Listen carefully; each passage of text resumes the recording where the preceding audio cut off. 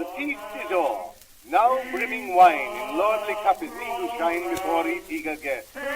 And silence fills the crowded hall, as deep as when the herald's call thrills in the loyal breast.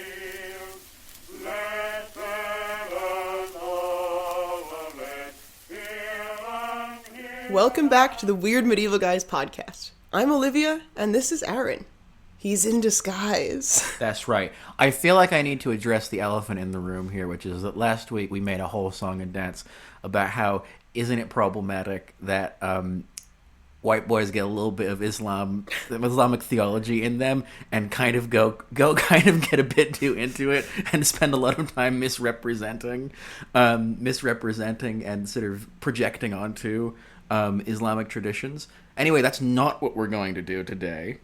That's right. Today we are talking all about one of the most fascinating, ideologically and theologically complex and incredibly compelling groups of people from medieval history, and that is the Order of the Assassins. That's right, and they're exactly like the video games. Oh, they do have a creed, that's for sure. Yeah. And we'll be getting into that. They all wear coordinated outfits. Exactly. And they all press B to stock or whatever. I've only played like the first 10 minutes of one of the Assassin's Creed games. I'm sorry. I'm a fake Nizari Ismaili Shia fan. So the Order of the Assassins, the group of people who in fact gave us the word assassin, so prolific were their assassinations that they carried out, was a small, secluded, and somewhat secretive sect of Nizari Ismaili Shia Muslims that arose in the mountains of Persia in the 11th century AD.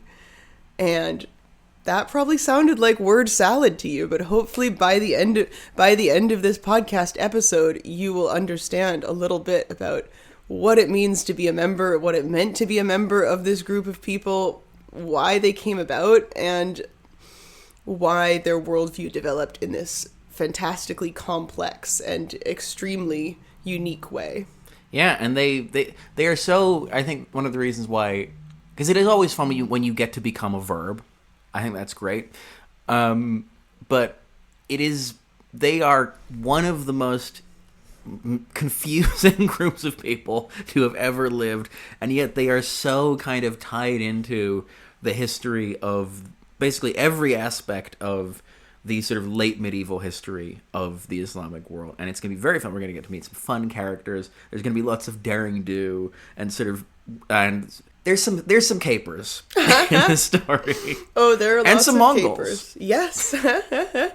Yes, exactly. So before we get to the assassins, there's going to have to be quite a long run-up, especially for our non-Muslim listeners who are, you'll be surprised to learn, at least a significant minority of our listenership. And I think Olivia gave you that very complicated, very qualified definition of Nizari Ismaili Shia Islam. And we're going to have to understand each individual word in that sentence, we're going to have to go all the way back to the very, very beginnings of Islam. And hopefully I'm going to be able to run through all of early Islamic history in less than 5 minutes. So let's see if I can land this particular plane without Olivia hitting me at any point. So Arabia, what is now, mostly Saudi Arabia, but kind of all the Arabic-speaking countries in the Persian Gulf, has been around for, you'll be surprised to learn, quite a long time. The Arabs are kind of noted by the Persians and the Romans all the way back in antiquity, and they basically ignore them for most of sort of antiquity, because Arabia is this kind of pretty unforgiving land of deserts and then these sort of great oasis cities like Mecca and Medina. Then, in the early 7th century, an Arabic nobleman called Muhammad, you may have heard of him, begins preaching of revelations that he has received from God, specifically the Abrahamic God, which is a very important detail. So under Muhammad's leadership, his followers formed what is called the Ummah, which is the sort of the Muslim community, you might say. And the Ummah, led by Muhammad, manages to conquer pretty much all of the Arabian Peninsula by Muhammad's death in 632.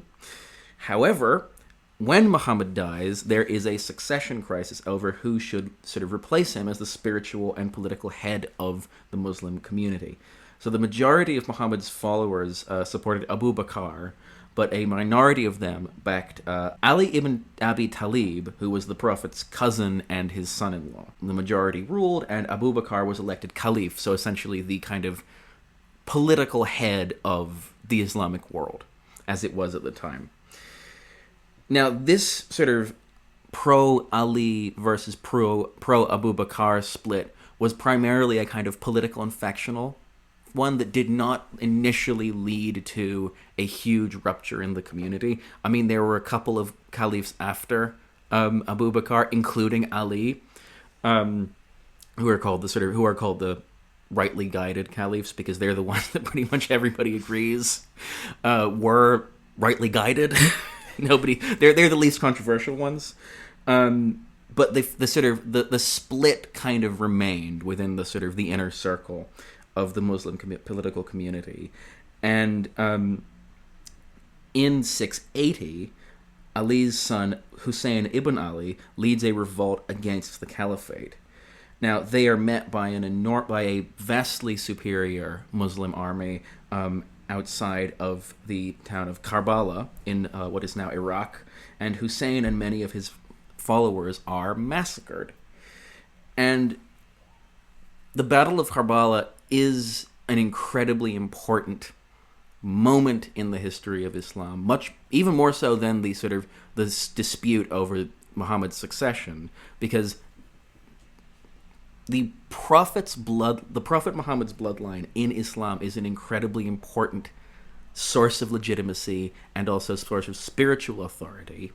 And the decision to kill a member of the Prophet's family was seen as unforgivable by a lot of the Muslim community, mostly consisting of the people who had originally supported Ali to be the caliph back in the 630s. This leads to a split in Islam that has persisted to this day between, on the one hand, the pro-Ali faction, who are called Shias, and the originally pro-Abu Bakr faction, who are called the Sunnis. Now, I'm vastly oversimplifying the distinction between Sunnis and Shias. I don't want you to think this is primarily about a political succession in the 7th century, but that is just the point of the Battle of Karbala is the point of rupture from which things get interesting and more complicated. So, we've now established the Sunni versus Shia split. It's important to note that for pretty much all of the history of Islam, the vast majority of Muslims have been Sunni, not Shia. And that has had a couple of interesting impacts on the development of Shia Islam. There have been lots of Shia rulers over the history of the Islamic world, but generally speaking, the experience of being Shia has more often than not been that of being a besieged minority, especially outside of the areas like Persia that had a sort of disproportionately Shia populations. And that led to the development of a couple of kind of ideas within Shia jurisprudence. One of these is the idea of taqiyya, which is literally means prudence, and it's just essentially it's a concept that means you're allowed to lie about your religious faith if it sort of protects you. Which again, if you are a persecuted minority, that is a useful concept. Because another thing to remember about about Islam, especially medieval Islam, is that it's not. We've kind of talked in the past about how Muslim rulers tended to be more kind of conciliatory to religious minorities than Christian rulers were in the Middle Ages. I really need to make this very clear. This applies to Jews and Christians. If you are anything else, so if you are like the vast majority of Persians before the Islamic conquest of Persia, you are Zoroastrian. If you are seen as an apostate from Islam, so you are, for example, members of the Baha'i faith, which is a kind of another religion that sees itself as Islamic but has not been seen as Islamic by other Islamic rulers throughout history, or if you are simply the wrong kind of Muslim, you can face pretty harsh discrimination is totally okay under the Sharia. So, that all being said, let's make this sort of theological universe more complicated, because the Shia community did not remain united after the split from the Sunnis. Oh no, wait, hang on. There's another concept that I need to introduce. What's Fuck! that? Keep that in. Okay. Just keep this in, because I want people to know how hard I am working to keep this coherent. So the other concept that's really important to Shia Islam is the idea of the imams and the imanate. So iman is a term that is used in both Sunni and Shia Islam, but it is used very, very differently. In Sunni Islam, an imam is sort of a prayer leader.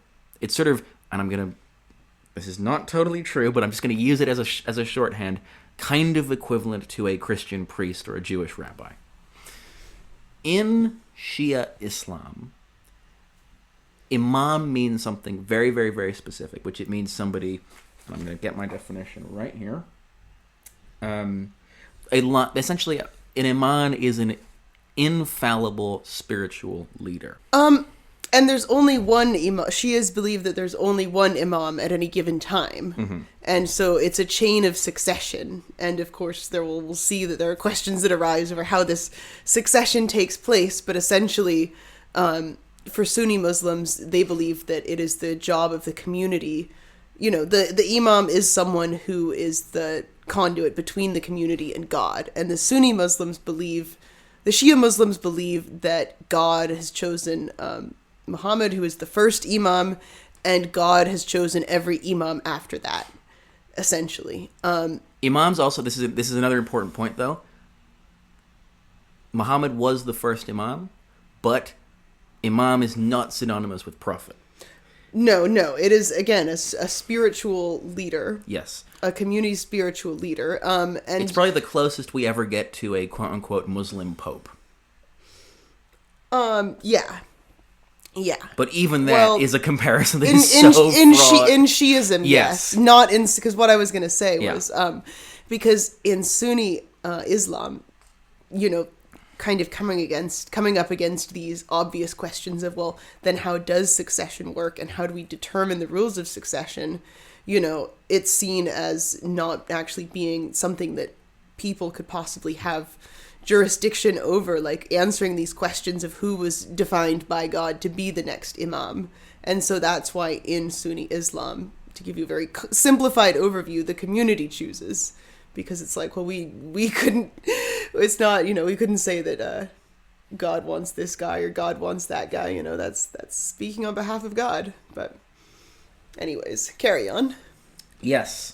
So now we're going to make things more, as I promised earlier, we're going to make things more complicated, because not all Shias agree about how many imams there have been, or indeed whether or not there currently is an imam. And again, this was why the Sunnis were like, actually, this is too complicated. We're not doing this. So there are two traditions on the number of imams. These are the big traditions, I should say. There are about 1,000 other sects that you could pull up, either that exist now or have existed. So the majority of Shia Muslims that in the Middle Ages and now are what are called Twelver Muslims.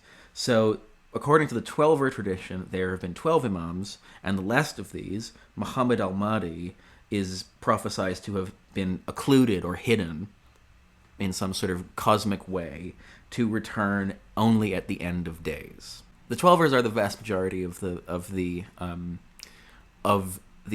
Shia community, but there are lots of other sects. The largest of these other sects are Ismailis. So they split from the Twelvers over the succession of the 6th Imam in the 8th century. and they believe the Imanate has continued to be passed down through the male line of the sixth Iman.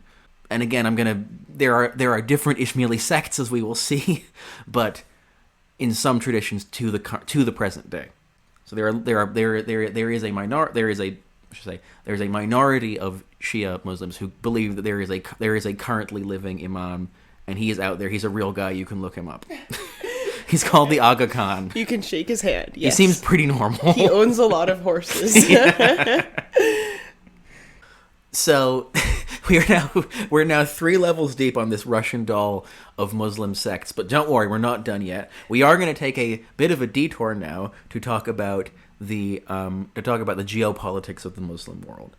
So the focus of our story is going to start in the 11th century, and so it's useful to have an understanding of the political context in the Muslim world at the start of the 11th century. So one of the things to bear in mind when you're talking about sort of the medieval history of Islam is that in this period, the Islamic world is generally divided into these sort of large, slightly kind of clanking, contraption-y, multi-ethnic empires that are each kind of ruled by a dynasty that has something slightly weird about them.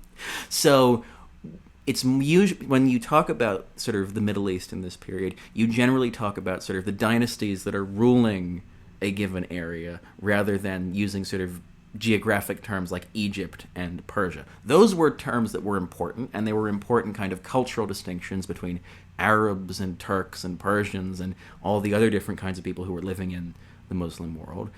And those geographical sort of signifiers were still used, but you wouldn't, for example, be talking about, even if you're talking about an Egyptian sultan, you wouldn't generally say the Sultan of Egypt. So that, with all that sort of table setting, there are several large empires that we're going to have to keep track of in this story. So the first of these is the Fatimid Caliphate. So the Fatimids are a Shia Ismaili dynasty. They're descended from Ali. And they rule, broadly speaking, they rule North Africa and the Levant. So like what is now, Syria, Lebanon, Jordan, Palestine, Israel. On the other end of the spectrum, modern-day Iran and Iraq are ruled by the Seljuk Empire. Now, the Seljuks are essentially a bunch of Turks who've come in and have been ruling Persia for a while. They are Sunni and Hanafi. You may remember the Hanafis from the previous episode. However, they are, over the course of the 12th century, they gradually kind of lose control over Iran, and they are supplanted by the Khwarizmid dynasty, who are a different Turkic dynasty, and they are also a Mamluk dynasty, which is, they're emancipated slaves. We can't, this is the problem with medieval Islam, is you see things that are so tempting to talk about. We can't get into the Mamluks. And also the Abbasids are there. The Abbasids, who were kind of the third caliphate after the Umayyads. They never really went away.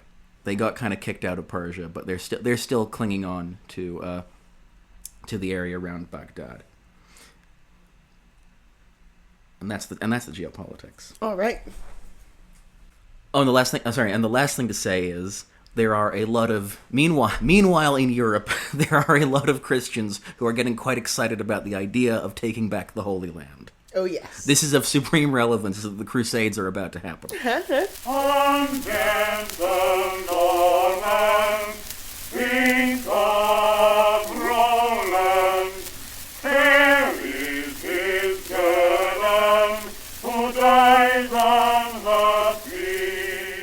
So, let's open our tale in earnest with the story of a man named Hassan-i Sabah. So he is living in the 11th century. He's a young man who was born in Persia to a Twelver Shia family. So the sort of mainline Shia family, Shia branch, the bigger branch, the much more well-established one. But as an adolescent in Persia, he becomes very interested in and converts to Ismailism.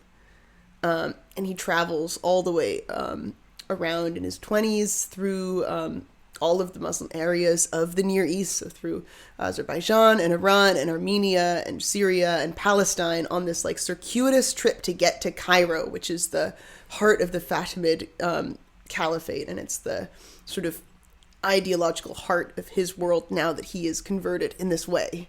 And on the way, he's like going around and he's having conversations with people. He's sort of like trying to convert people. He's getting thrown out of places for being really argumentative. And in what survives of his writings, like he describes himself as someone who has this unquenchable thirst for truth. And like that's what's brought him to Ismailism, is this like complete disillusionment with the like, you know, sort of a degeneracy as he perceives it of the rest of the Muslim world.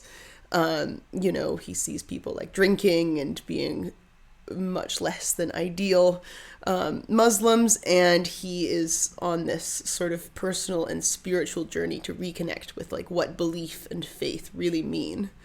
Now, we don't have a lot of reliable information about the specifics of his life, especially this period, but we know that he does make it to Cairo eventually, and he stays there for some time amongst the other Ismailis in the caliphate.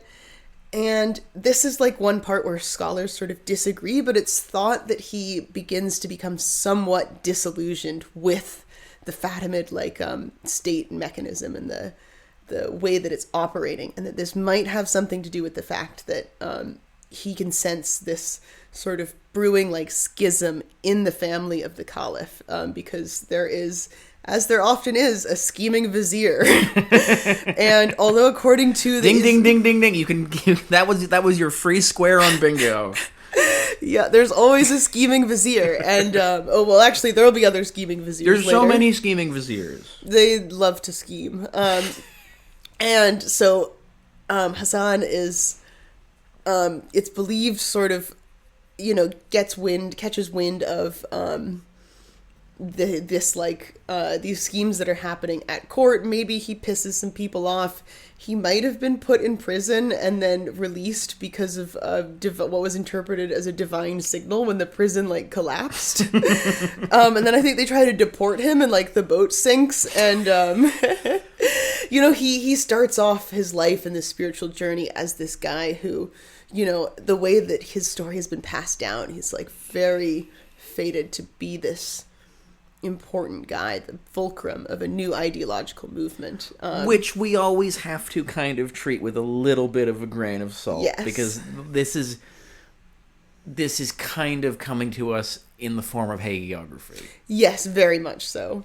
And so it's like how all medieval saints' lives are kind of like, and then mysterious things kept happening, and everybody knew they were destined for greatness. And it's like, well, some of that was probably post-rationalization. Yes, and the way that this guy is treated is very much, I think, comparable to how saints are treated. But either way, he's also has this belief, and feels this strong call to it's the Dai, isn't it?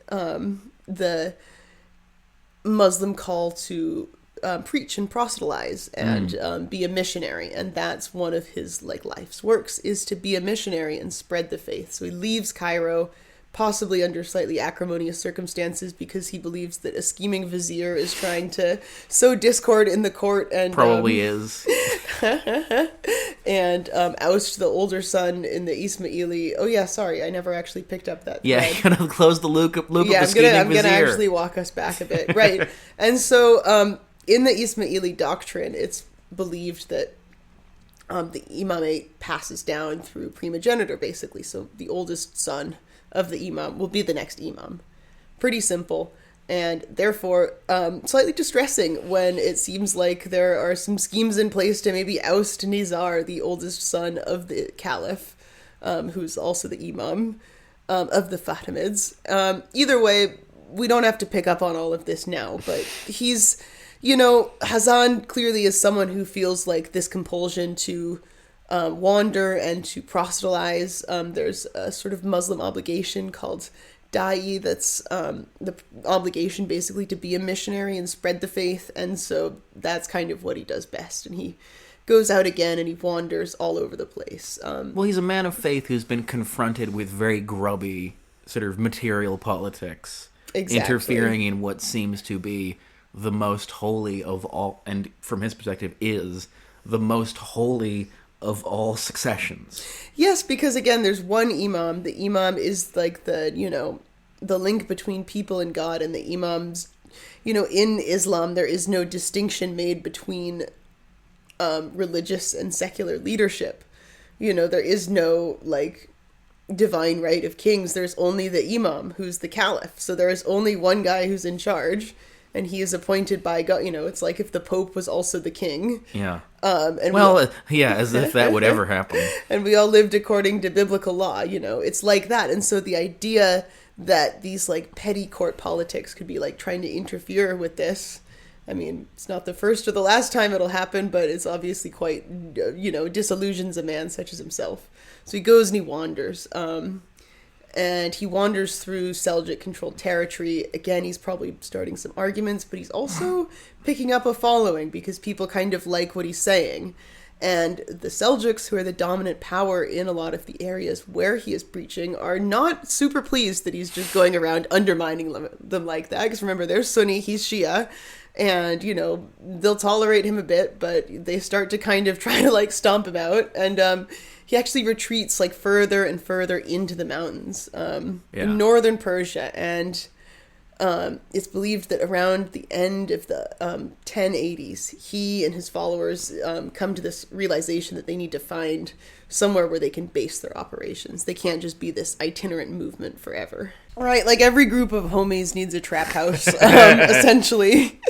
And they come upon such a place in the mountains in the north of what's now Iran, just sort of south of the banks of the Caspian Sea. A castle called Alamut Castle. The gamers in the audience, I think, finally a name I recognize. Is this in Ask Creed?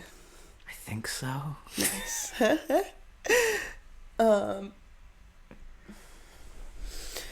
And one of the ways that they have picked up popular support, Hassan and his followers, is by preaching specifically in these Seljuk areas, Seljuk-dominated areas, because the Seljuks sometimes, you didn't hear this from me, but they can be a little bit heavy-handed with their conquering techniques and tactics. There have always been Shia strongholds in these mountains. There have always been people that resisted these sort of, external temporal changes.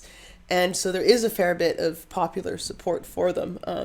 Nevertheless, they come upon this castle, and it is Alamut Castle. It is occupied by a local ruler who won't even get into who he is. Doesn't really matter. But they find this castle in 1088, and they occupy it. Hassan and his men occupy it in 1090, apparently.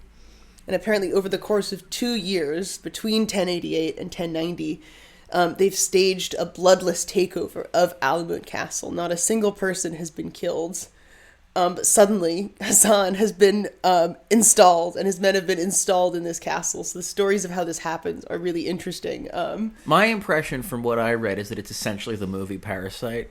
It is. Yes, it is. Actually, it is a lot like that. No, it is a lot like that. Well, there's different traditions. There's various stories. But essentially, all of them include an element of Hassan sending his men to the castle to preach. And, he sends them in small groups, and they start to live among the denizens of this castle. They start to convert them to the Ismaili cause. They start to spread Hassan's ideology. Oftentimes, this ends with Hassan then occupying the castle for himself. Often this includes a version where Hassan himself goes in disguise as a teacher and lives in the castle undercover for some extended period of time. Essentially, all of them end with the local warlord realizing that this has happened and trying to kick them out, but all of the residents of the castle have already been converted to Hassan's Ismaili cause. So Oh, and in most of the variations as well, Hassan actually pays the guy for the castle. So he says, "I beat you fair and square, but like, I don't want to break the law, mate. So like, here's just under market value." In another variation as well, Hassan asks the guy to sell him as much land as he can fit under a cowhide, or as can be covered by a cowhide, and the guy agrees, and then Hassan slices the cowhide into like strings and ties them together and wraps it around the castle and says, "I want to buy this castle." If you ever find yourself in a medieval Islamic parable and somebody offers you a unit, such a vaguely defined sort of unit of value, I want as much gold as you can fit, grains of sand on a chessboard. Yep, exactly. Do not take the deal. Take the lump sum. Someone says, "I want as much, grain as can fit in a thimble," and you say, "Sure," and then they pull out a giant thimble. There's always stuff like that. Guess what, dickhead? You didn't think that I would build a thimble the size of the shard. Now pay up. Exactly. And so this is in 1090 that this takes place again, and even better in Muslim sort of numerology, we get told that the letters of Alamut yields like a number that is the same as the year in the Muslim calendar as when they took the castle. So we've got even more information about how this is all just like divinely meant to happen. So anyways, pretty exciting stuff. Suddenly they've got this castle, and I think it's worth like also stepping back and saying that like we are speaking, and we are going to keep speaking, of Ismailis and of Hassan. And Hassan is not like the leader of all the Ismailis. He's not even a leader of this small sect that's going to sort of break off, or this schismatic group that's going to break off. He's not even the only one who's like proselytizing in the mountains, but he and Alamut Castle are the most significant example and a representative example of broader trends in Muslim society at this time, broader Muslim society, of just there being a lot of fragmentation, and there being a lot of splinter groups that are breaking off, and a lot of people sort of doing their own thing. It's a very confusing time, and this is one of the dominant strains of confusing new ideology. But Hassan himself apparently stays in the castle for the rest of his life, and he never leaves. This is what the legends say. Again, somewhat unlikely. We get told he goes outside twice to go on the roof in the rest of his life, and otherwise just sequesters himself in there. Don't know if that's true, but he does do a lot of writing and a lot of development of his ideology. And he pioneers quite a few concepts that are going to become very, very relevant for the assassins. So this is sort of seen as the beginning of the assassins as a movement and as a society. And so in the beginning, this is sort of, it's quite exciting. It's a quite exciting development for Hassan and his men. No one is sure exactly how things are going to go. And at first, they're really just trying to lay low and like hang out, consolidate their resources, like maybe do some local proselytizing, not do too much more proselytizing, like get their farmland in order, get their gardens in order. We're going to return to the gardens. We're going to return to the gardens and just become self-sufficient, essentially. Because that is their plan, is to carry on the Ismaili mission by basing themselves in these hilltop fortresses and essentially just doing as much as they can to both preach to the locals and to do like subterfuge against the Seljuks. So obviously there are some people that kick off a little bit. The local Seljuk emirs try to thwart Hassan and his people. They are thwarted themselves in a sort of series of tales that's described as being very clever. You know, they get outsmarted each time by this smaller, scrappier group of guys that live in the mountains. And so eventually they attract the attention of the Sultan himself, Sultan Malik Shah, who says, like, we need to do something about this. These guys are not making me look good. Who will rid me of these meddlesome dudes. Exactly. So, what do you do when you need to get something done with, get rid of some meddlesome guys? Who do you call? Well, not the assassins, not yet, because No. they are the assassins. What do you do? You call your scheming vizier. Of course, the viziers. So he calls his scheming vizier, Nizam al-Mulk, and he says, please do something about these guys. This is about 1092 that this is going on. And so Nizam al-Mulk begins to organize forces to, conduct some kind of more coordinated effort, and he gets murdered very, very quickly. Intriguing. If only there was a word for a high-profile political murder, but unfortunately we don't have one yet. And not only does he get murdered, he gets murdered in a very strange fashion that is, again, slightly shrouded in mystery because he's apparently being carried on his litter, as scheming viziers often are, between Isfahan and Baghdad. Which, long litter, you can see why, why Hassan wanted, to kill these guys. He was like, I hate these guys so much. Why are you being carried on your litter? Hundreds of miles. And a man dressed as a Sufi ascetic, wandering sort of preacher, approaches the litter and stabs him and kills him. Which is not a very Sufi thing to do. No, I think it's that not. guy might not have been a Sufi ascetic. No. I mean, we actually don't know a lot about who this was. There have been theories that actually it was the Sultan himself who was not who stabbed him, but who coordinated this, dare I say it, assassination. There, of course, Ismaili people have been held responsible for this. We don't actually even know what happened to the guy. It's not recorded, the murder, whether he was captured or killed or escaped. But it's generally agreed that this was carried out by the Ismailis under the orders of Hassan. Dun dun dun. And somebody call Claudia Winkleman. And this also coincides with the Sultan himself dying just a few weeks after that for unrelated reasons. He wasn't vaxxed. This is unrelated, actually. That's the only one of those jokes that you're getting. A lot of people are going to get vaxxed in this episode. It would literally be every 5 minutes. Oh my god, yeah. And so this actually throws the Seljuks into chaos because, like all good empires, they have a really messy succession scheme. Essentially, the Seljuk Turks are not really loyal to, a Seljuk state. They're loyal to the Sultan.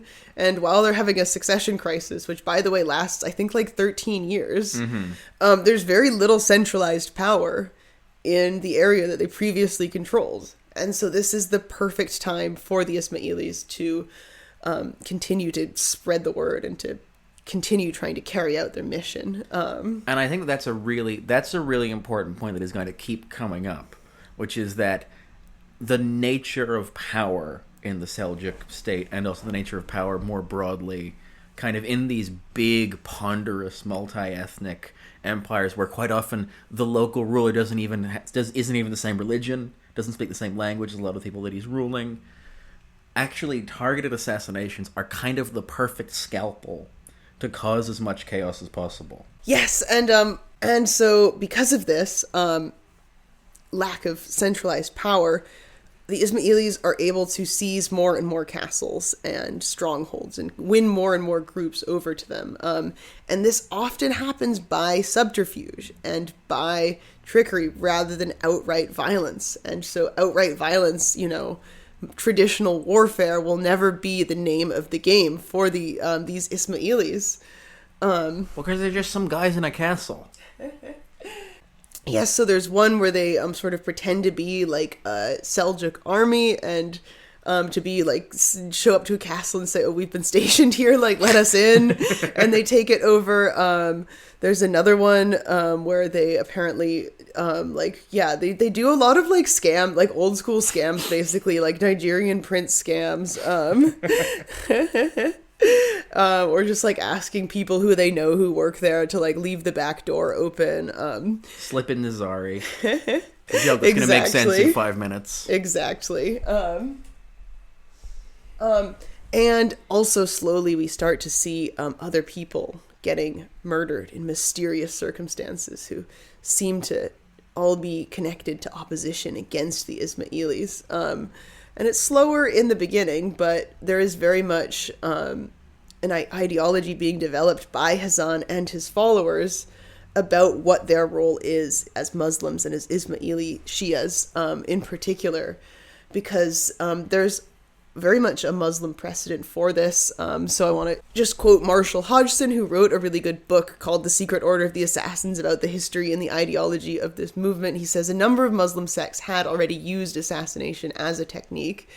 So it's recorded of Muhammad himself that on several occasions he exclaimed that one or another inaccessible enemy of his did not deserve to live, and was then gratified by one of his men's finding ways of destroying the enemy in question. The purist Kharijites in early times, who declared all other Muslims apostate and therefore subject to the death penalty, sometimes showed their fervor by killing any individual Muslim in their path. We hear of the word jihad, holy war, being applied to individual killings with a religio-political purpose, first in connection with early Shiite groups. It is the jihad kafi, the secret struggle, which parallels the public one on the frontiers. And then there's another extremist Shiite group called the Kunag, the Stranglers, for such was said to be their method of killing.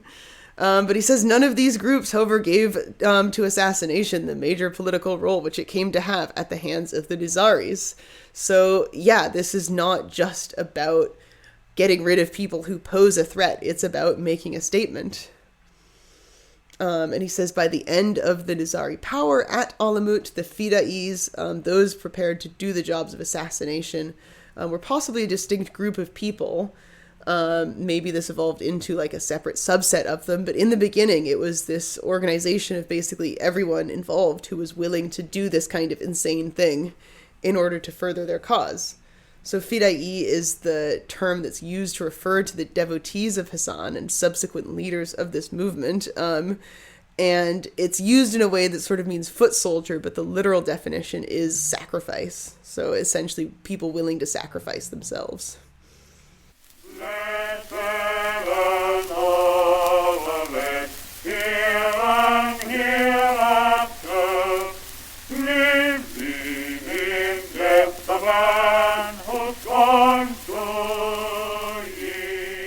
Yes, and so the last sort of element to add to this ideological schism, what really formalizes it and allows Hassan to go from just being one weird Ismaili guy with a lot of his own opinions to really being at the head of a full-fledged movement is when the Fatimid Caliph dies and the older son is indeed deposed and the scheming vizier puts the younger son on the throne. Again, this is a huge violation of Ismaili principles and, of course, completely unacceptable for Hassan and other purists of the movement. So it's, basically broadly accepted by the people who are at court and people who are sort of in Egypt and immediately surrounding Egypt, but like everyone else, every other Ismaili in this sort of scattered diaspora, if you will, is like, what the hell, man? And so that not only, really cements the split between Hassan and the Fatimids, but it also gives him another source of authority and another way to drive people towards him. So now he's almost fighting a two-front war. One is against the Seljuks and one is against the Fatimids, who are now being ruled by an imposter. Dun, dun, dun. And so one of the concepts that Hassan introduces to his religious movement, which we can now call Nizari, because that is what they call themselves essentially, because they believe Nizar, the older son, should not have been offed. Oh yeah, he also gets offed later on because he tries to stage a rebellion. No one's happy about that. And so it's Hassan who introduces the idea of the hidden imamate and the visible imamate. So, right, this hasn't existed until before this. This hasn't existed before this, right? Having two imams. Yes, having two imams. That's new, yeah. The Twelvers already think that there is a hidden imam. Yes. But that is a different guy. Yeah, Hassan introduces this dual imamate that becomes a Nizari hallmark. That is the idea of a hidden imamate, which is being fulfilled by a visible imam. So there's a hidden imam who is like somewhere out there and you can't see him, but there is also a visible imam who's like that guy's lieutenant. And it's his job to basically just like do the work that the hidden imam would be doing. And so this is a really useful mechanism because, you know, without, you know, the imam is the person who's the conduit between people and God. And if you don't have that guy, then like you're completely up the creek without a paddle. You have no link to God. And because Nizar has been offed, there is no imam, but we need somebody, right? Like, you know, so it just so happens that maybe some guy who lives alone in the, you know, lives in a castle in the mountains and doesn't have much else to do could become someone who, you know, helps to bridge the gap between people and God. And he does not purport himself to be an imam in the traditional sense of being like a descendant of the imam or being chosen by God. But this begins this tradition of rulers who are acting as the imams, which of course, you know, there is essentially no difference in practice. Yeah, and so this begins this era of sort of the heyday of the assassins. So there's a lot of different words that these people use for themselves. So Ismailis call themselves, I think, Batiya, which means like initiates or like people with esoteric wisdom, basically. So yeah, there's a lot of different names that like focus around this idea of like, we are the initiates, we are the only ones that understand, we are people with the real knowledge of the imam and the real knowledge, you know, we are the only people with the guy who talks to the real imam who's invisible. Who's off screen, but he's, you know, whispering cues from the left wing. And so, yeah, again, it all gets very esoteric and very obscure. And this becomes like a key part of the movement is that actually it is really impenetrable. And this is a big part of like the shift from missionary work that occurs to the, you know, the center of the movement being the Dai, the soldier. So yeah, it's no longer just about talking to people because it's like, you know, we have secret wisdom and, you know, we're actually like the stewards of this wisdom. So it's the start of a big break from mainstream Islam, including other kinds of Shi'ism, because it's, you know, starting to like contradict what is otherwise like a completely uncontroversial obligations, like the obligation to preach and to spread the faith. So it's, yeah, very strange ways that this develops, but it heralds in this era of subterfuge and warfare, but covert warfare against the Fatimids and against the Seljuks. So they take more castles, they make attempts, the assassins, to spread into Syria.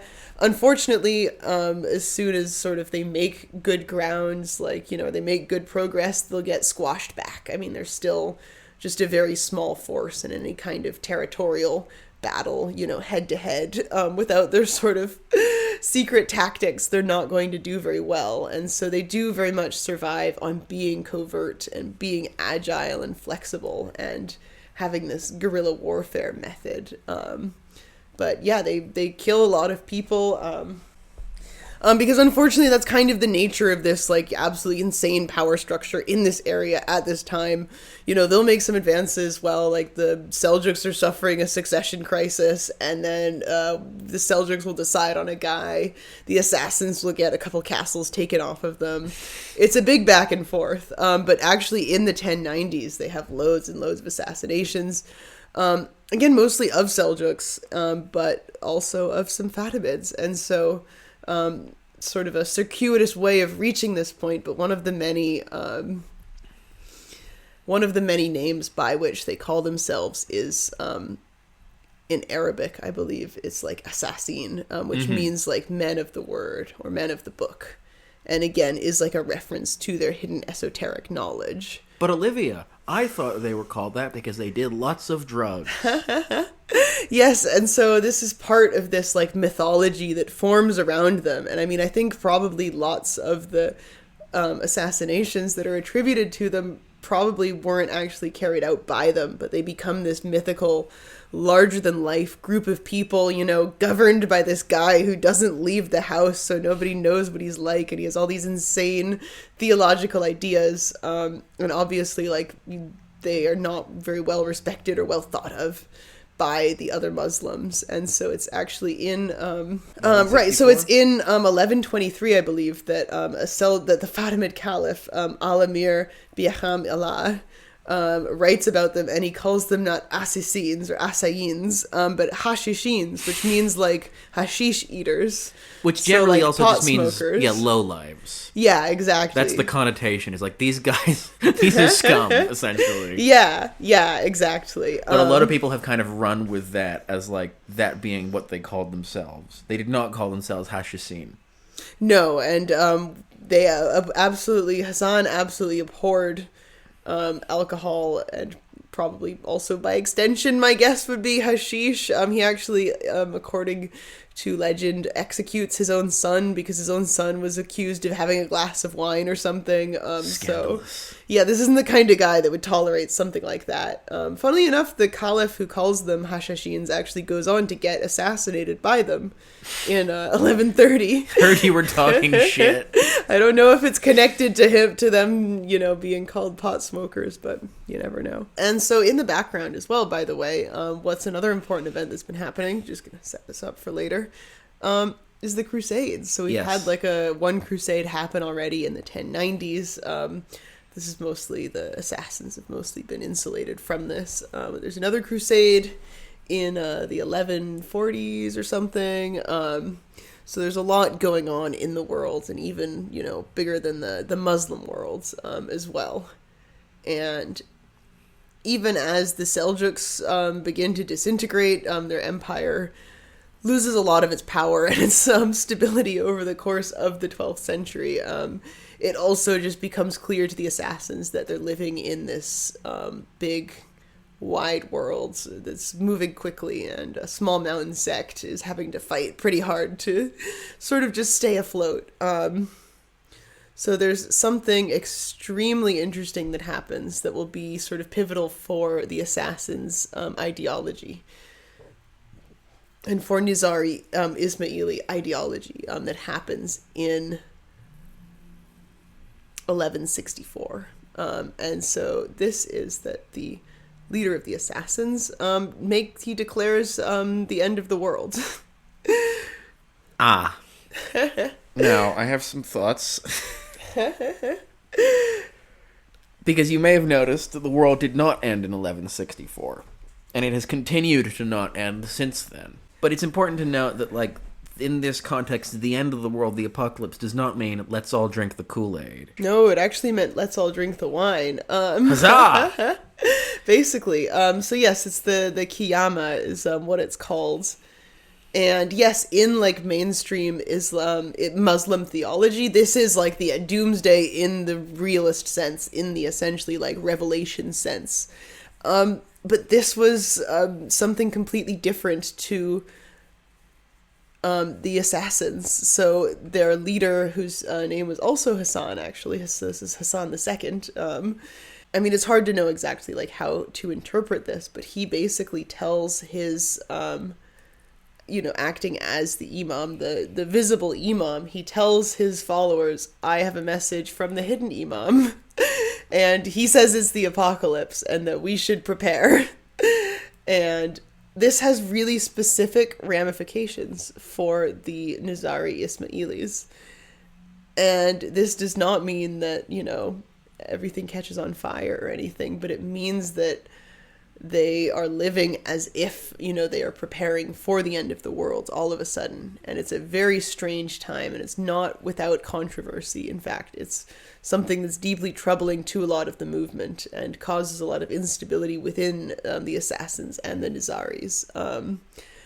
But essentially, it's a complete turning away from Sharia, and it's a turning away from, in particular, the outside world. They are essentially like giving up on the world. And this is when the movement really solidifies as an esoteric movement. I mean, esoteric literally, like many of this group's other titles, means initiates. It means like inside the circle. And this is when they say, essentially, we don't want to proselytize anymore. We don't want to preach anymore. We are essentially like declaring, from the hidden imam who gets it from Allah, declaring like Sharia law to be in its current form, as is interpreted by the imams prior, to be over. And this isn't them saying no to God or to Muhammad or to the concept of Sharia law, but so much of Sharia law and of what, is Muslims are obligated to do basically derives from like hadiths or from things that the Prophet himself did. And it's believed that those are things that we need to emulate while on this earthly plane. And if you're saying, well, we're not living like we're on the earthly plane anymore, well, maybe we'll still follow things that it says in the Quran we have to do, but actually in the Quran it doesn't say you have to you have to fast on Ramadan, or you have to pray 5 times a day. It doesn't say in the Quran that you have to do that. Those are things that Muhammad did, and therefore to be like him, we do those things. But they give up on those things. And this is the point at which a lot of Muslims in the wider Muslim world go, these guys are not Muslims. What the fuck are you talking about? Yes, and even today, I mean, people basically look at these guys the way that, like, Catholics look at Mormons. Yeah. As, like, this is, like, not even just, like, I mean, this is, like, they become worse than Christians or even Jews to a lot of Muslims. They're it's apostates. Like, They're people who've abandoned the faith. People are saying, like, they're not even saying, oh, you guys have got, like, you guys are worshiping the same God, but in the right way. This is when people start saying, like, oh, you guys are worshiping demons, like, you're evil. Which you can understand because it's this complete shift. So yes, praying 5 times a day, still something that Nizari Ismaili Muslims don't do. But what is being replaced with is this belief that, you are constantly in a state of prayer. And so, like, fasting on Ramadan is not something that you have to do because it shifts to this idea of you should always be existing in a state of self-control and abnegation. And you should always be withholding yourself from, things that would give yourself pleasure. And so it's a very strange turn indeed. And it's punctuated, or it's initiated, or heralded in by a festival where they literally get together and ritually, like, break all of Sharia law. And so during Ramadan, they have a massive banquet in the middle of the day and drink wine and turn their backs towards Medina. Oh my God. And, I will say, if I was a Muslim in the Middle Ages and I heard that this was going on, I would think that they were worshipping demons. Yes, absolutely. But yeah, I think you have to interpret it because, it's very theologically complex and, everything, it all still makes my head spin, all of these ideas of, like, the hidden imam and the visible imam and oh my God. But you have to interpret this not just as something that is, like, religiously motivated or something that is actually being caused by these people being crazy. This is not just, oh, these people are crazy. If you look at it from the inside, then it is very clearly a way for Hassan II to square these conflicting ideas of, we don't have an imam. And we don't have a way of really engaging with the outside world. And he needs a way to consolidate his authority. And he needs a way to consolidate people's obligation to him. And he basically needs to, like, refuse these ideas, or fuse back together these ideas that were split apart of the two imams by, repositioning himself as the spiritual and the, legal head of his religion. Yeah, and remember, like, the Crusades are a very important context for all this, because it's like, the Christians could be here in, like, 5 weeks. Like, all of the kind of old certainties are falling apart. The political kind of, the political challenges to the Fatimids and to the Seljuks are also spiritual challenges. And reaffirming the kind of, not just kind of your own doctrine, but your own kind of place within that doctrine as the head of this organization is very important. Yes, and there are also a lot of different ideological threads from outside of Islam that are coming through, the Middle East and the Near East, because there are a lot of Jews and Christians living around these areas, and they're also, theologically and intellectually engaged with their communities, and there are strains of intellectualism that are bringing classical authors, so like Neoplatonism or Platonism has been described as being a big influence on this theology. It's also very much influenced by Jewish and Christian apocalyptic thinking as well. Which is massively on the upswing yes, at around about the same which time. Which is having a huge uptick as well. So, again, incredibly complex theological question, but it is reflective of a worldview and a political situation that basically requires this level of nihilism, basically. Mm-hmm. And again, this really re-emphasizes the imam in the Nizari conception as being like the main guy you care about, because until now all of Sharia law was decided by like the previous imams, but this is a break from the old world. We're putting the past behind us, and so that's what allows them to be quite sort of flexible and dynamic with how they interpret all of these laws and which ones they keep and which ones they get rid of. So yeah, it's a new, somewhat cynical era.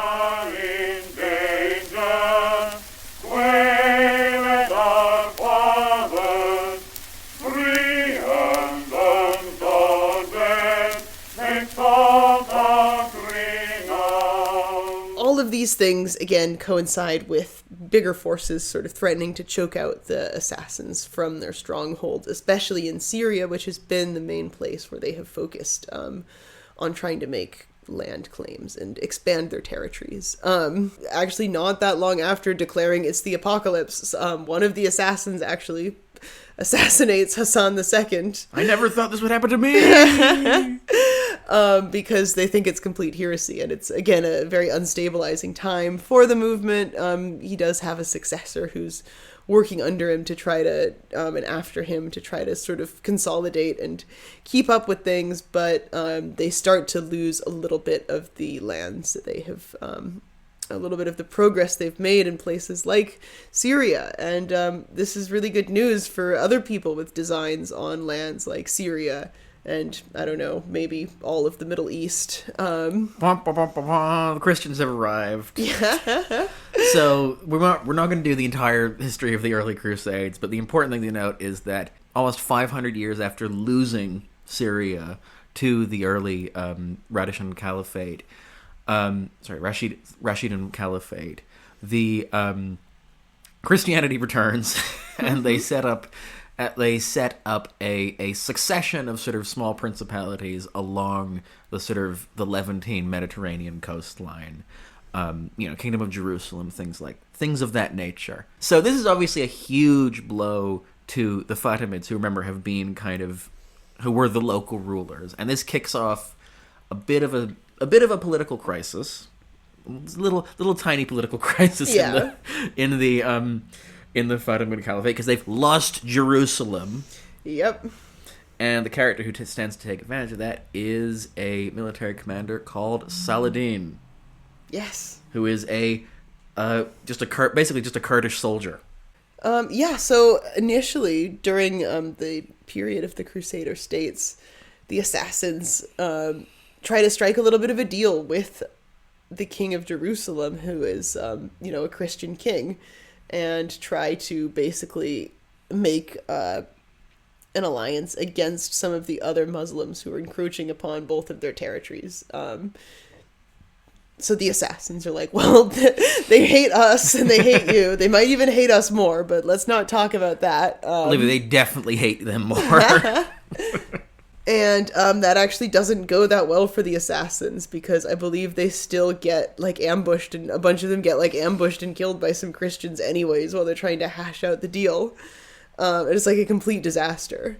But you've got this big baddie Saladin sort of on the horizon. And so even though, the assassins and the Knights Templar and the Crusaders are all really not happy to work together, and they're all quite suspicious of each other at this point, you've kind of got Saladin in the background, snapping up all these bits of territory.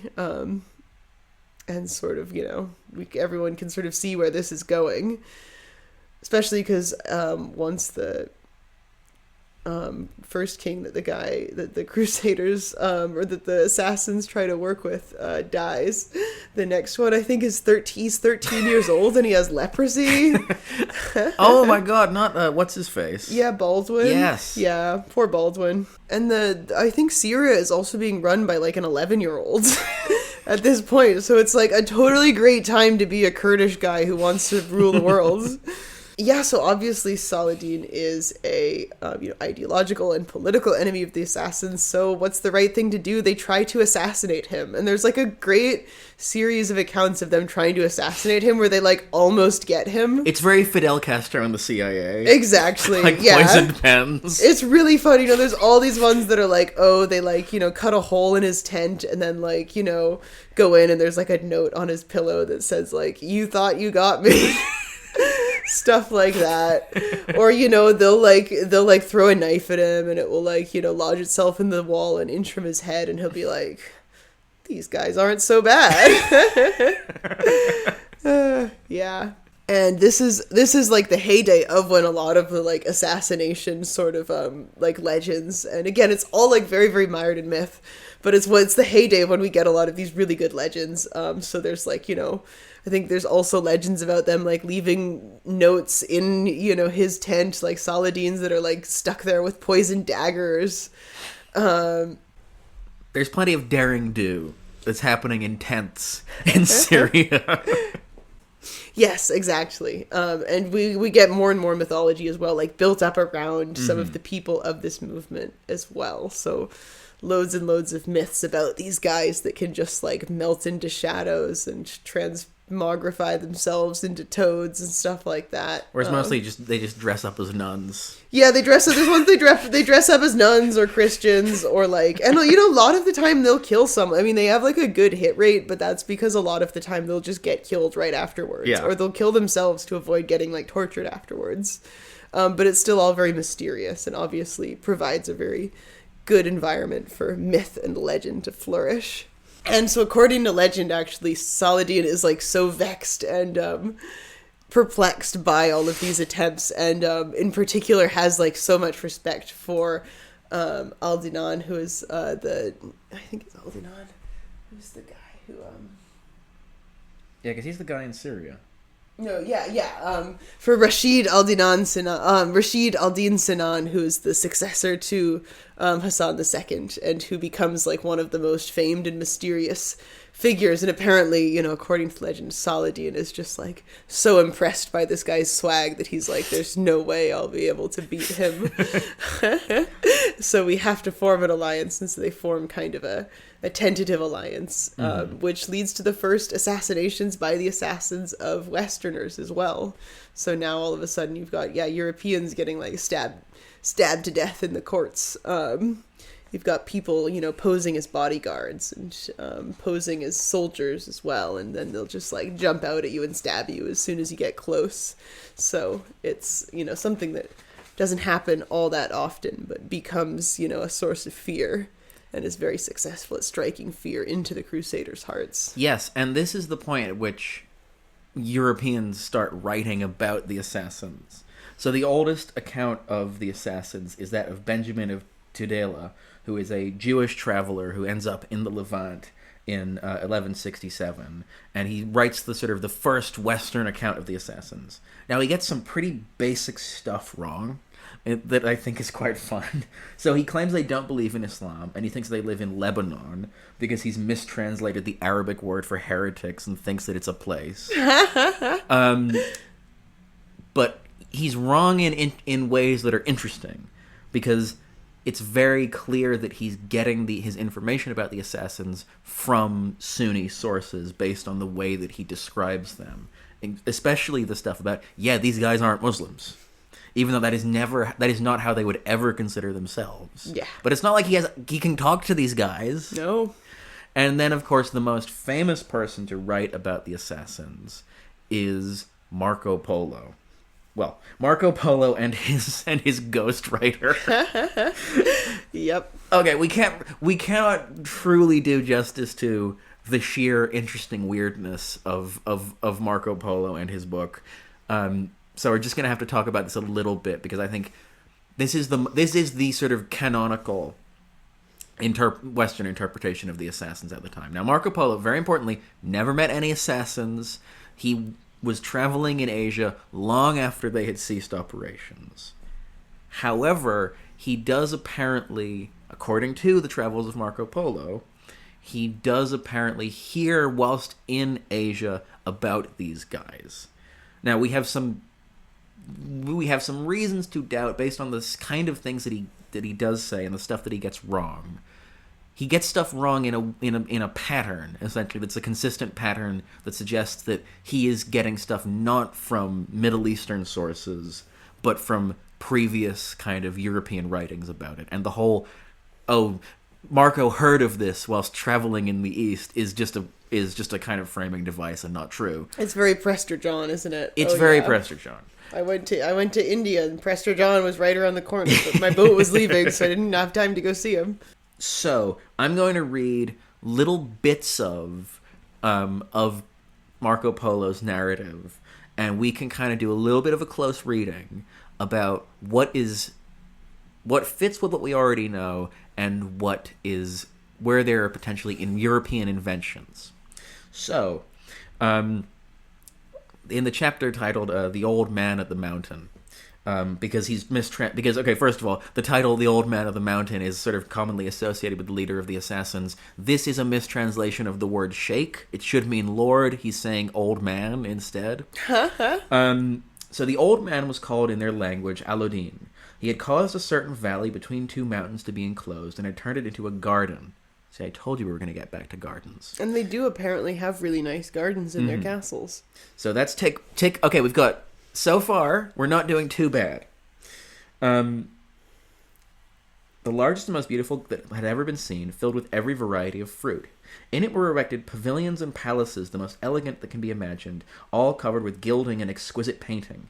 And there were runnels, too, flowing freely with wine and milk and honey and water, and numbers of ladies and the most beautiful damsels in the world, who could play on all manner of instruments and sung most sweetly. Okay, those who listened to the previous episode are probably noticing some stuff.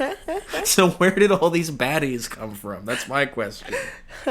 You live on the fucking top of a mountain. Do you think you have a lot of money to sustain an entire population of effete ladies of the court who are running around presumably naked, bathing in honey and milk and things? Exactly. It's like, they're really sexy as long as you don't look below their ankles, because their feet are super fucked up. Yeah. They've got all these calluses from like the Rocky Mountain roads. Yeah, they live on running around barefoot. They're like haggises because they live on the side of a mountain. Yeah, exactly. One leg is shorter than the other. One boob is like bigger than the other to counterbalance, you know. No, just kidding. Everyone has one boob that's bigger than the other, and that's just how it is. Nice. Sorry. Yes, asymmetry. I had to do the stoppage voice. For the old man desired to make his people believe that this was actually paradise. So he had fashioned it after the description that Muhammad gave of his paradise, to wit, that it should be a beautiful garden running with conduits of wine and milk and honey and water, and full of lovely women for the delectation of all its inmates. And sure enough, the Saracens, this is European for Muslim, basically, of these parts believed that it was paradise. So again, open question of, is this is obviously not true, but is this a tall tale that was told about the assassin strongholds, or was it a European kind of invention? I suspect it was probably a bit of both. Yeah. Because I imagine if you're like a Syrian guy and you can see this castle that you can't get into on the next hill, and he's like, I bet they got loads of cool shit in there. Yeah. And hot women.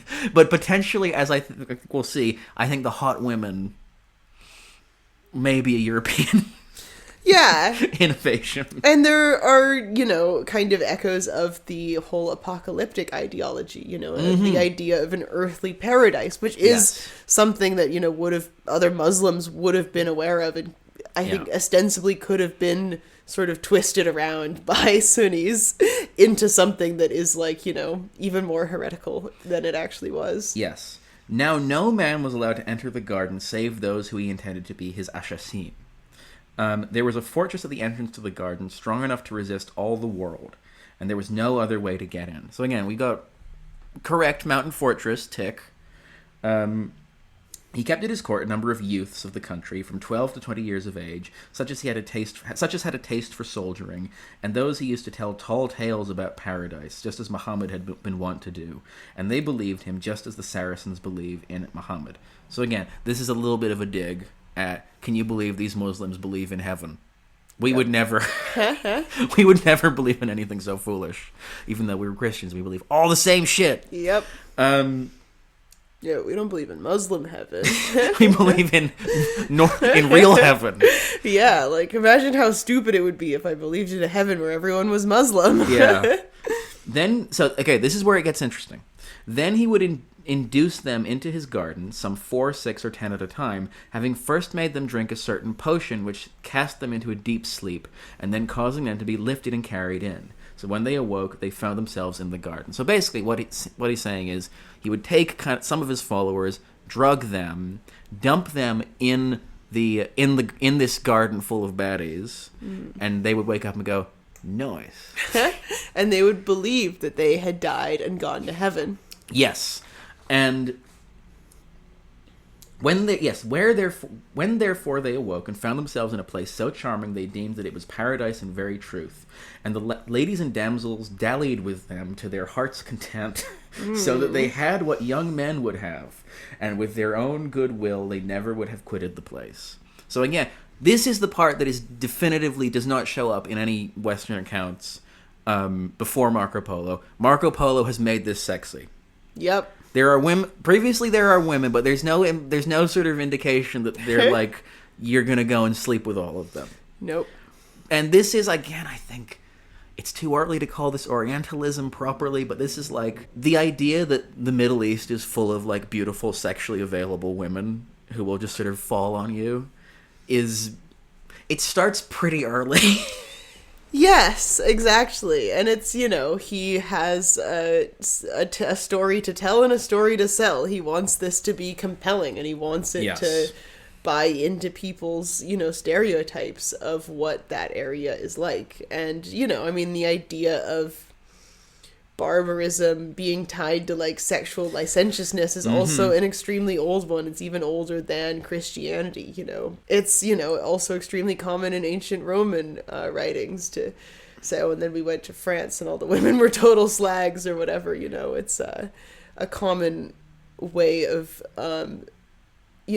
sort of othering, and also othering people in a way that's also like very gratifying to the reader, because of course the reader is going to read that and be like, that would be awesome if that happened. They're going to be like, no, well, they're going to be like, that's disgusting, but also interesting. Yeah, it's it's like all voyeurism basically. Yes. And I would also say that I say that this is probably just proto-Orientalism, but also there is a part of me that thinks, is he working here from a Sunni or other Shia slur that just says, oh yeah, they're all just like slagging it up there. Yeah, I think you have to say that there was influence from other like Muslim sects in shaping this view that they had of them, because there are, I think that's the thing you have to reckon with, is that there are elements of truth in that a lot of the assassin mission was about self-sacrifice in, the name of, glory, and in, going to heaven, going to the afterlife, serving, Allah, serving God, doing what is like mandated to you by God. So it's, it's like a extremely garbled and orientalized view of this, but I think there are, strains of truth. Once they've had a little bit of the sort of taste of paradise and gone, nice, he'll sort of take them back, he'll drug them again, take them back and say, see, I can put you in paradise at any time. Now go and kill yourselves, and you'll get to live there forever. And, of course, they go off and do that. There's also, by the way, this is not in that version of Marco Polo's story. But there's also an idea that gets started around this time of a tall tale about the Imam meets with somebody, and to demonstrate the loyalty of his followers, he orders them to some of them to just jump off of the castle walls, and they just do it. This seems to be a mistranslation as well, because there's an earlier Christian account where they're like, yes, and then the followers of the assassin leader threw themselves down before him and prostrated themselves, which seems to have then been rendered as they threw themselves down a pit. Maybe they threw themselves down to prostrate themselves, not seeing the cliff that was right in front of them. And I think that there's a real cynicism in Marco Polo's account where he's basically saying, like, we had fun at the idea. Imagine heaven. How silly is that idea? But, like, there is a thread running through this of, like, Marco Polo clearly thinks that even by the standards of Muslims, this guy is kind of a sham. And there is a very cynical way. I mean, before we started recording this, Olivia, you referred to the assassins as almost like a cult. In a kind of almost in a sort of recognizably modern style where it's like, seclude yourself from the sort of wider world. I have secret knowledge. Only I can help you achieve spiritual enlightenment. By the way, now you have to kill yourself. Yeah, exactly. I think it's yeah, exactly. And I mean, I think that part of one of the questions that we wanted to explore with this episode was, like, why are they like this, basically? And I think that I don't necessarily agree with the Marco Poloite kind of analysis that this guy's a fraud, because I think so much of this story is about deep sincerity, but I do think that the psychological dynamic of a modern day cult is absolutely at play here. And I think that you can definitely read the ritual where they kind of break Sharia as a kind of like crossing of getting your followers to cross the Rubicon with you. Yes. Which a lot of cults kind of do. They make you sort of profane yourself in a way that makes it impossible for you to go back to normal society. Yeah. Or at least feel like you can't.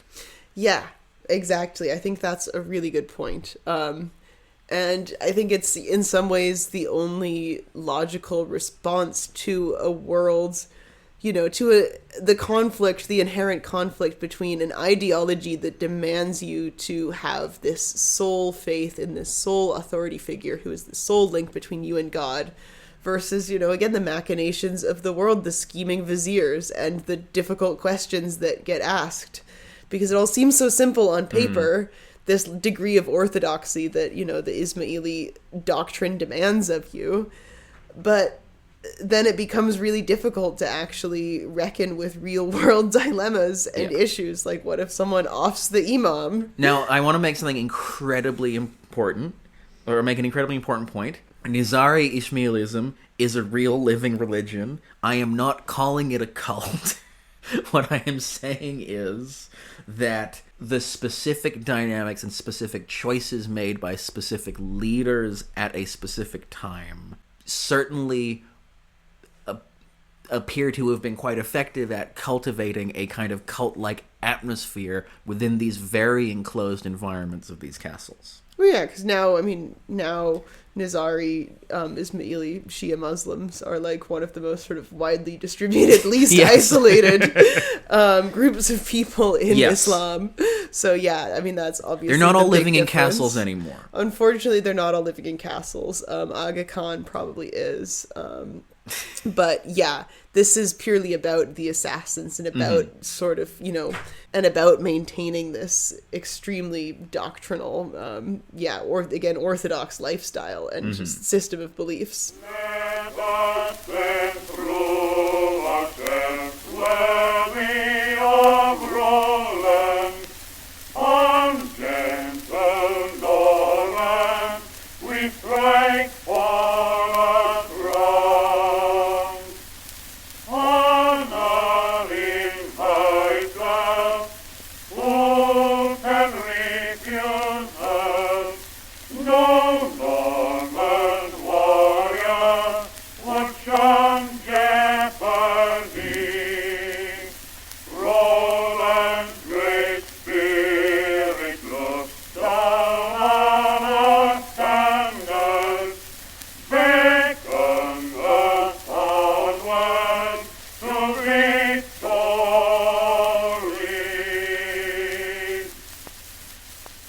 So all of this interesting stuff has been happening in the Middle East and in Persia, and lots of complicated webs of alliances, and this whole network of interesting people having lots of ideas and killing each other.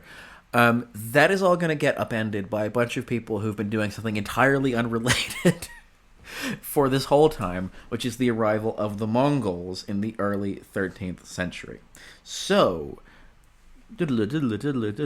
meanwhile, in the Central Asian steppe, in the early 1200s, there's a local Mongol chief named Tejimin unites the Mongol tribes of the Central Asian steppe, and in 1206 has himself declared as Genghis Khan. What does Genghis Khan mean? Nobody knows. Moving on. I thought it meant cool dude. I mean, yeah, basically. I mean, the content seems to be he gave himself a cool name to make him to make some kind of point. You may see it rendered as Universal Leader or Universal Khan. It doesn't seem to have an easy direct translation. Anyway, so Genghis, like all Mongol rulers, depended on the circulation of trade to raise revenues and to reward his followers.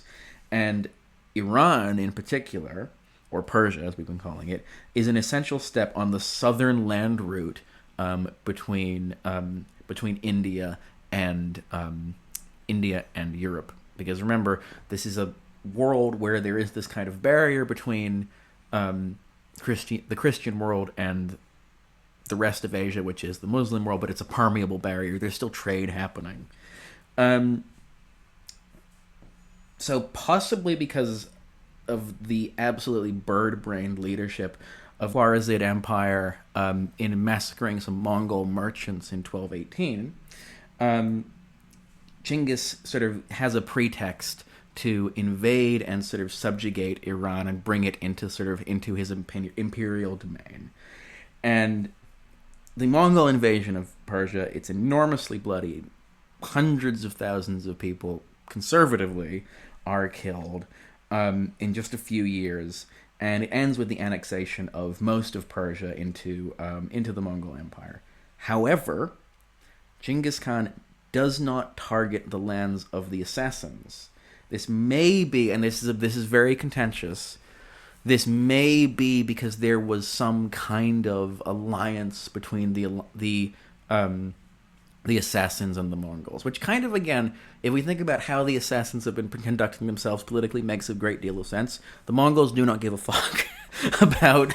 The Mongols are so committed to religious tolerance, it never really occurs to them that they need to have a justification for it. Oh, yeah. It's like if you want to be a bunch of weird kind of Muslims living in the hills, doing your own thing, the Khan truly does not care as long as the gold is flowing. Yeah, which is not historically a very singular position to take. That was also like the Romans. Well, you worship your gods, but it's probably basically the same as what we do. Yeah.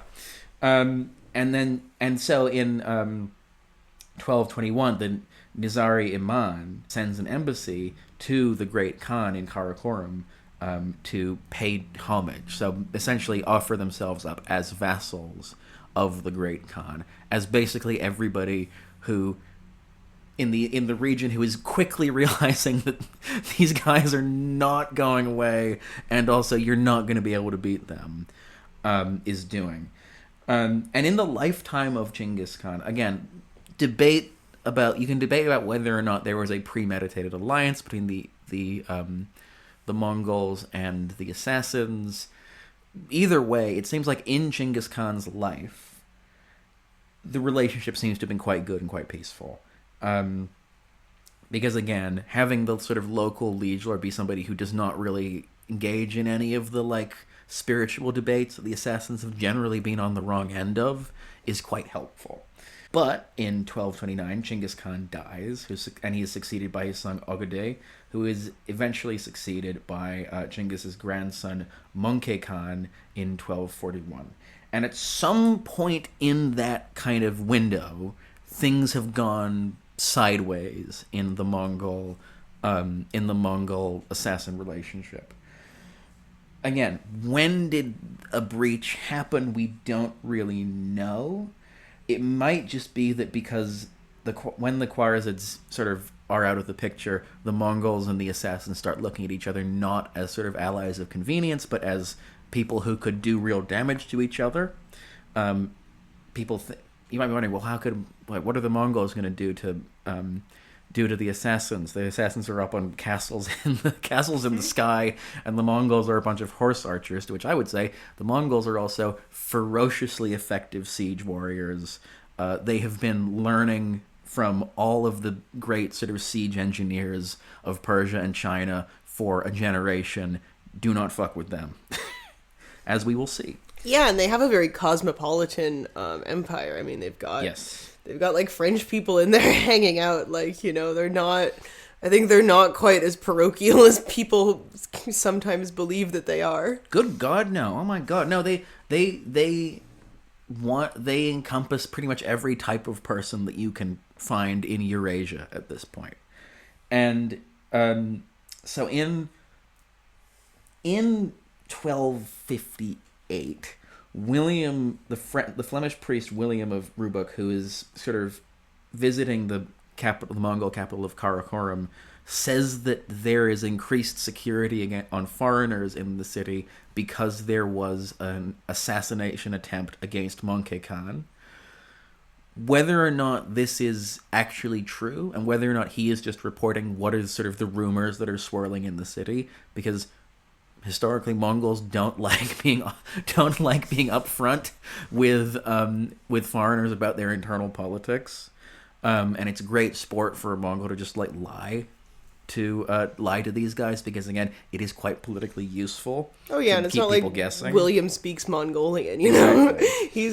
Because his travel logs are really funny, because it's mostly about him having like no luck finding a good translator until he meets a random French guy who's like, yeah, I'll sort you out. But like, it's mostly him being like, and then my translator, who, was a random Tajik guy that took my money and gave me a sheep and said, isn't this the same thing? And then I found out he stole the sheep, and then he disappeared. Yeah. And that's the only guy I had to translate my words to the Khan, who then tried to kill me. He thought I had said something really fucked up. He's trying to swindle me. Have this man killed. Literally, there's like an episode where his translator like gets drunk and is like drunkenly translating between him and the Khan, who is also drunk. And he's like, and the Khan is getting like more and more angry. He's like, Khan, I have brought you like something more precious than gold. And the Khan is like, gold? You think I'm broke? It's so funny. Anyways. So, allegedly, in response to this attack, which again has happened at some point leading up to the 1250s, Möngke Khan orders his brother Hugelu Khan to attack, to basically wipe the assassins off the map. The direct quote is "kill them all." So there's an initial phase of Mongol attacks on the assassins' fortresses between 1253 and 1256 that kind of have mixed results. Some castles surrender, others repel the Mongols. It just seems like the campaign isn't really going anywhere until Hugelu himself kind of crosses the sort of boundary into Persia and with a large army and starts directing the war himself. So at this point, the Imam is a 26-year-old guy, by the way, by the name of Imam Kurashah, who writes to Hugelu offering to negotiate some sort of surrender, to which Hugelu accepts but doesn't pause the fighting. He basically says, if you want us to actually stop our campaign, you have to go and pay homage to the great Khan himself, who, again, is hundreds of miles away in China at this point. So the Imam sort of orders a surrender, but a lot of the assassin fortresses hold out, which is that is such a detail. We don't have, but that fact is incredibly interesting. Yeah. Because this is the infallible spiritual leader of your cult. And he's like, hey guys, maybe we need to maybe we need to call quits on this. Yep. And some people are kind of too deep in the sauce to... I mean, like, there are people who've been trained, in many cases, to, like, accept their own deaths as inevitable. Like, not that crazy, I guess? No, I don't think so. So anyway, goes to meet Monkey Khan, and sort of submits the assassin order and sort of agrees to surrender and agrees to have the castle at Alamut demolished, actually. After kind of agreeing this on the way back from Karakoram, the Aman is executed. And that's kind of the end of the assassin order as an organized kind of force in the region. I mean, there are specific fortresses that hold out for longer. There are kind of roving assassins that are still at large in somewhere in the Middle East. But this is the end of the old man in the mountain and the whole world that we have kind of been following in this story. And we have a sort of sense, almost an epitaph for the assassin order from a Persian chronicler called Giovanni, who was the chronicler for Hugelu Khan after he kind of ascends to the Khanate of Persia. So was the world cleansed which had been polluted by their evil. Wayfarers now plied to and fro without fear or dread or the inconvenience of paying a toll, and pray for the fortune of the happy king who uprooted their foundations and left no trace of any one of them. Let those who shall come after this age and era know the extent of the mischief they wrought and the confusion they cast into the hearts of men. Such as were on terms of agreement with them, whether kings of former times or contemporary rulers, went in fear and trembling. It was a cup that had been filled to overflowing. It seems as a wind that had died. Aw, that's beautiful. It is. That is the problem with Persian writing. Is even when they're being, even when he's being incredibly damning, yes, it's still beautiful and like quite moving. Yeah, it's like, oh, they were just mischievous guys. And also, like, I love the phrase of it seems as a wind that had died. Yeah.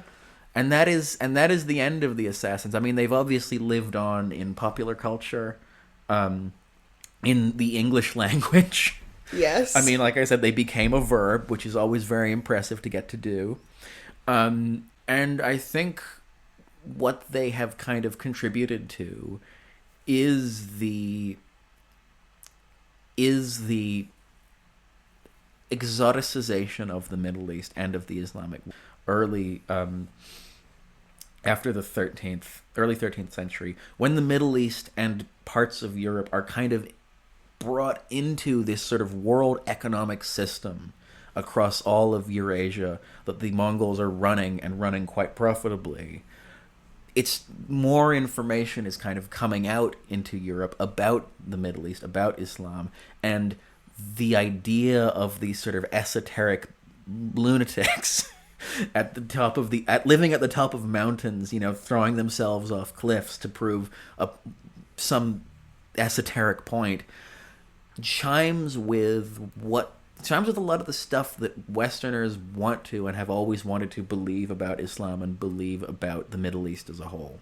And we can't fault them for that. I mean, they were just doing their own thing. It was really the people who came and saw them and, or heard a story about a story about a story about them and, sort of spun it. I think people, at the end of the day, I think you have to bear in mind that it was deeply ideological, this movement, but it was also political, and it was about power as much as it was about niche esoteric divinity and theology. And it was a symptom of this incredibly fragmented, fledgling world. I mean, what's his name? Hodgson says that at this point, the Islamic world is old enough to have, forwards momentum, but not so old that it feels the weight of history bearing down upon it. So it is, I think part of this tradition of people, religions, defining themselves in completely unprecedented ways that now seem somewhat unthinkable, but during these sort of primordial, embryonic times is really just part of the story of how we arrived at the current status quo.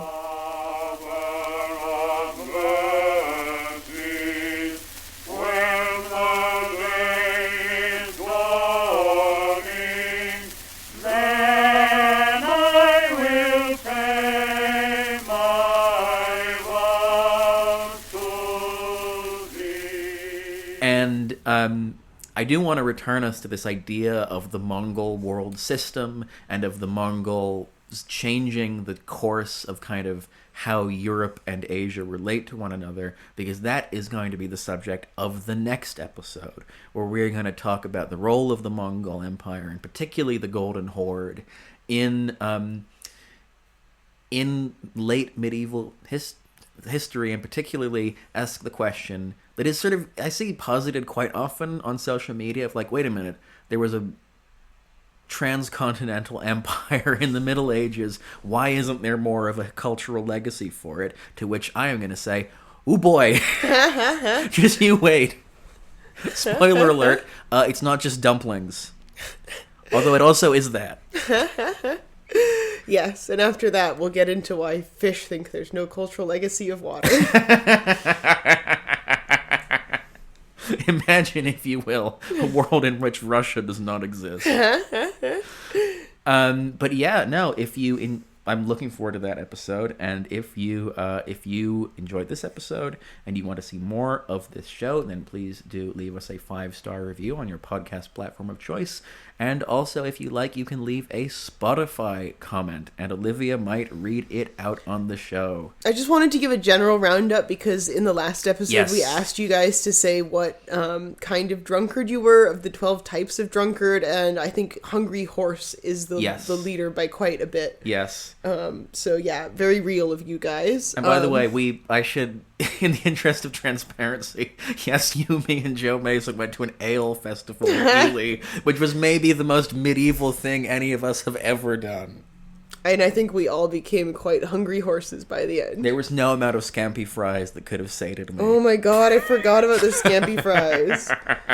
Yeah. Not Huzzah. last night, but a different night. In fact, I one time when I was out, I bought a packet of scampi fries for the table and another packet for me to keep in my pocket and eat furtively. Which I think is actually pretty democratic. You're such a Judas. That's right. Thanks to Carlos Funk, who mentioned another region associated with mead is the East Slavic lands. One of the 4 spouts on the silver tree of Karakorum sprayed mead to represent the Rus's principalities of the Golden Horde. So, yeah, more on that type of thing when we talk about the Mongols. Oh my god, I can't wait to talk about fermented horse milk. Oh, yeah, because that was the French guy that William of Rubruck meets is the guy who builds that tree. No shit. Yeah. Oh, yeah, no, the fermented horse milk. They ate so much meat. So many Khans just got gout. I know, and it's so funny reading about, like, the Europeans in Karakorum that have been, like, abducted and, like, probably, like, experienced extreme hardship, but then, like, somehow it's come to light that they have useful skills, so it's just like, well, I'm a silversmith, I'm very well paid, I'm well taken care of, I have a really nice yurt. No, I can't leave, but, my son is bilingual, so that's cool. He'll be very employable. Yeah, exactly. But yeah, no, until next time, take it easy. Abash. That your official sign off. Yeah.